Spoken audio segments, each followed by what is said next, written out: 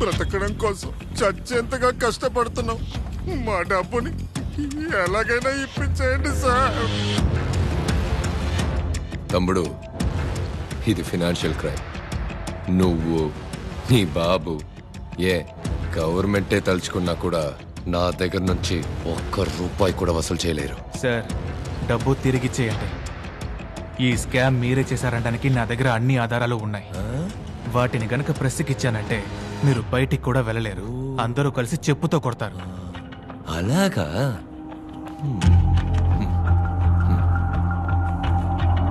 కొన్ని సంవత్సరాలకు ముందు ఒక క్రికెట్ టీం ఫ్రాడ్ చేసిందని బ్యాన్ చేశారు. జ్ఞాపకం ఉందా? దానికి దీనికి ఏంటి సార్ కనెక్షన్? ఉంది. ఆ క్రికెట్ టీం కొన్ని సంవత్సరాల తర్వాత మళ్ళీ ఆడడానికి వచ్చింది.